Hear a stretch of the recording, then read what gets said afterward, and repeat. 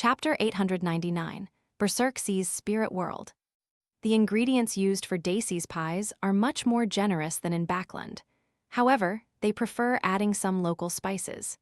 It felt a little odd when taking the first few bites, but after getting used to it, it's quite a different style.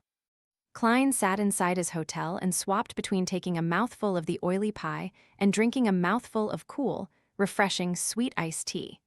He was living quite an idyllic life. After he had his fill, he didn't immediately pack up.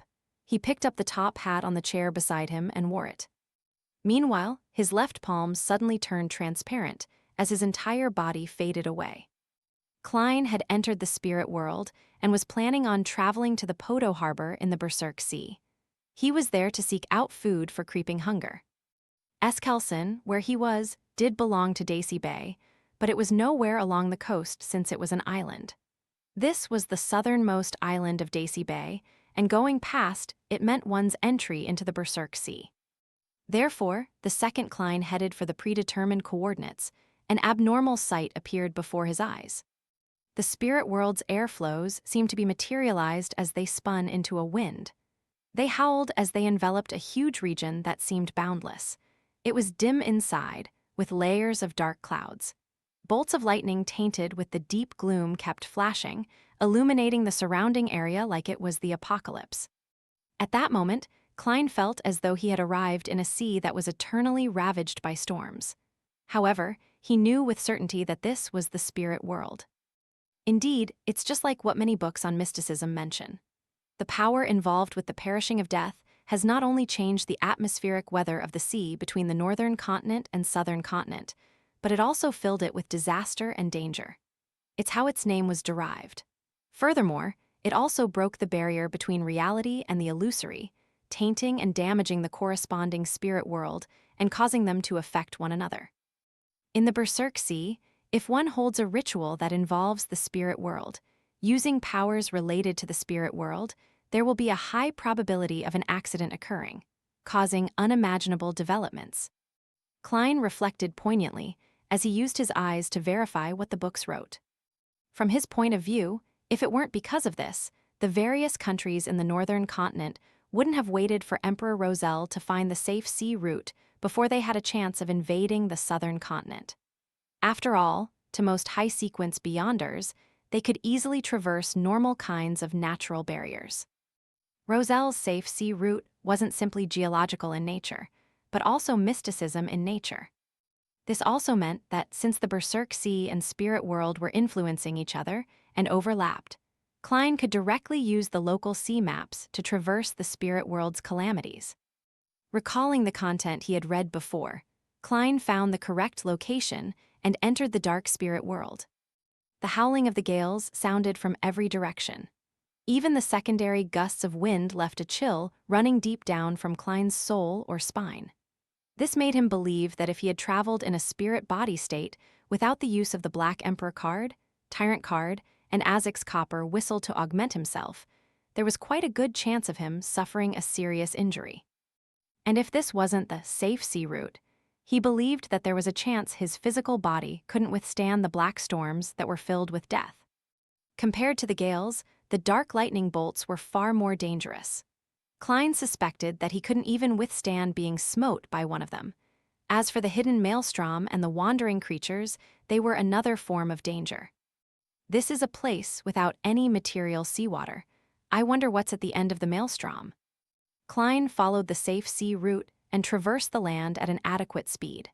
From time to time, he would survey his surroundings to broaden his horizons. Suddenly, he saw a strange creature. It was dragging a huge sickle and was situated inside a black hurricane. As it was formed by individual skulls, it was swollen and massive. The skulls were either grayish-white or grayish-black of varying sizes. They were also from different species, and all of them were stacked into one, forming its torso, limbs, and head. Almost at the same moment that Klein saw this strange creature, it also discovered Klein. All the skulls turned their heads in unison, producing a grinding sound that couldn't be concealed. The dark eye sockets were countless in number as they followed and overlapped one another. Klein's forehead throbbed as he used traveling to pass through the area, entering the next safe sea route.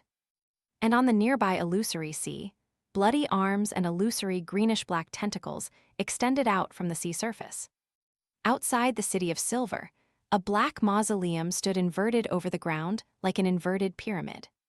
At that moment, there were all kinds of dense black plants that grew out from the cracks in the mausoleum's bricks. Even the heavy door by the entrance was covered with them.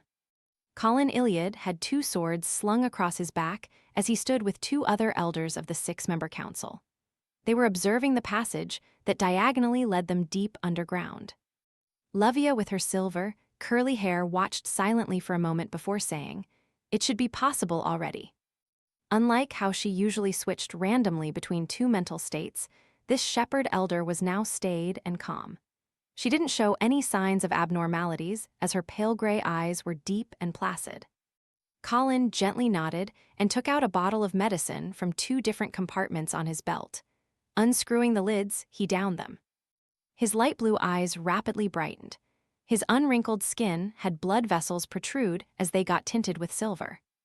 Right on the heels of that, the chief drew a sword and smeared a silver-gray ointment across its surface. As he took steps to prepare, another 6-member council elder, Waite Chermont, did something similar. This bald man, who had a tattooed symbol on his head, stood nearly 2.5 meters tall. He didn't look a day over 45, but in fact, he was nearly 80. He was also a Sequence 4 demon hunter, a demigod that was one of the main pillars of support for the City of Silver. In the City of Silver, due to the lack of main ingredients, and with the citizens being aware of the acting method and having sufficient combat experience, they advanced from low to mid-sequences rather easily. Sequence 6 Beyonders were the majority, but from Sequence 5 onwards, due to the rituals required and other reasons, the number of Beyonders drastically fell. At Sequence 4, where there was a qualitative change, an entire generation might not even produce one. Waite Chermont didn't dual-wield like an orthodox demon hunter. This allowed him to use different ointments to produce different effects so as to handle more complicated situations. He wielded an iron-gray hammer, and on his back was a huge bow that was equally as massive as his body. He was like a miniaturized giant that walked out of an oil painting. The bow was a mystical item, one that didn't have overly severe side effects. In the historical records of the City of Silver, it received its name from killing a dragon at the demigod level. Its name was Dragon-Slaying Bow. After finishing their preparations, Waite slammed his hammer in front of him loudly, drew his bow, and slowly pulled it back. Sizzling bolts of lightning suddenly emerged as they condensed into one, and as it grew longer from the pull, it formed a blinding and radiant arrow between the bowstring and the back of the bow. Just as Waite's fingers released the bowstring, the lightning arrow shot straight to the mausoleum's door, which was overrun with human hair-like weeds. Silently, the heavy door appeared to have long rot.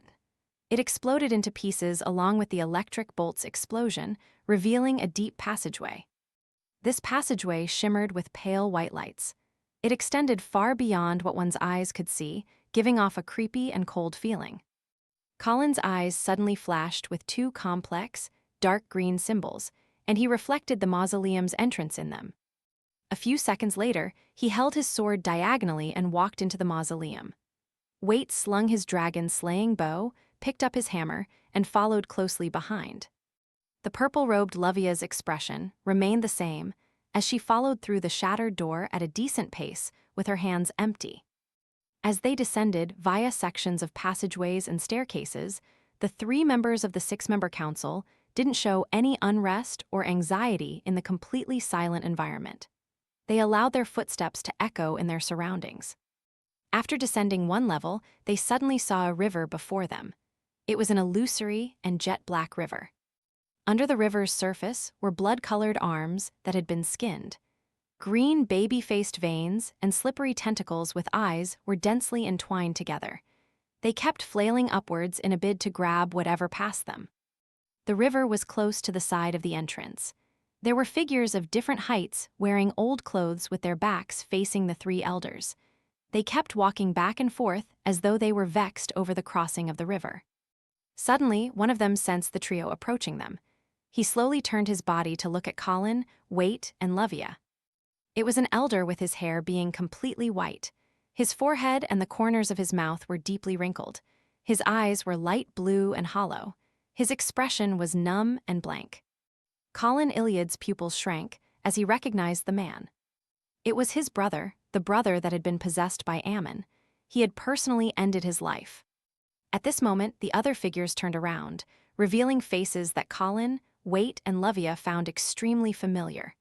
But they were all abnormally numbed faces.